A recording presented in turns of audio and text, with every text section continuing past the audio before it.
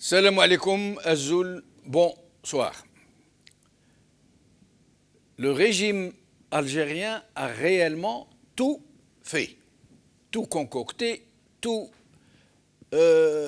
entrepris pour tenter d'étouffer le Hirak dans l'œuf, puis de le contraindre, de le réprimer, de le subvertir pour le récupérer, pour en faire son Hirak el-Mubarak, son Hirak el-Asil, son Hirak el-Asli.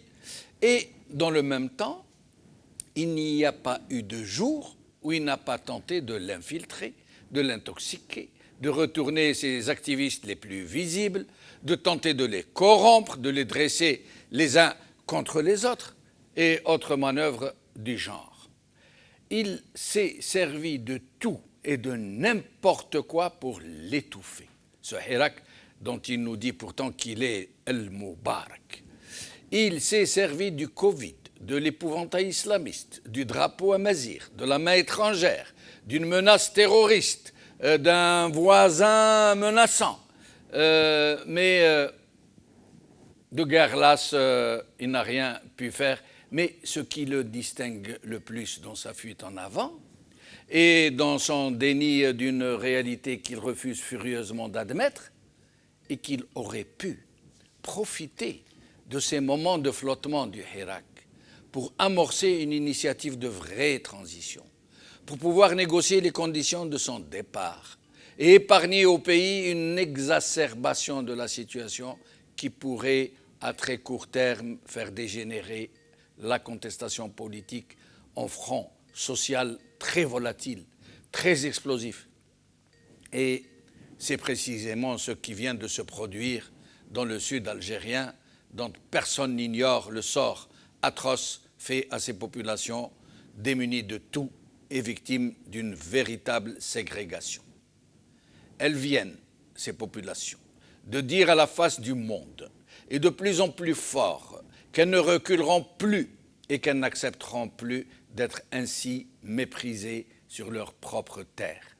Et c'est cela que la magie du Hirak a réussi à produire.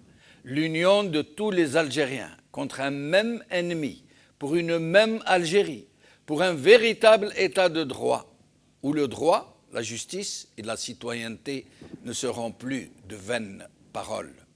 Et plus ce régime usera de subversion, plus les Algériens seront en synergie, parce qu'il y va de l'avenir même de leur nation. Ils n'ont pas d'autre choix que d'aller vers une union que nul ne pourra briser. Et c'est cela que ce régime vient de provoquer contre lui-même, puisqu'il est dans une telle improvisation et une telle incompétence qu'il apporte lui-même de l'énergie et de plus en plus de détermination à ce Hirak qu'il croit pouvoir briser. Et ainsi, chaque jour un peu plus, de par sa nature même de régime prédateur, oppresseur, mortifère, il gonfle les rangs du Hirak, jusque dans ces régions enclavées, loin de tout, coupées du monde, que le souffle du Hirak n'avait pas encore ébranlé et qui se soulèvent aujourd'hui pour rejoindre les autres régions d'avant-garde. C'est aujourd'hui le cas de nos compatriotes du Sud. Et ce sera peut-être le cas de demain, vendredi 126, qui va peut-être annoncer un nouveau tournant dans le Hirak en marche.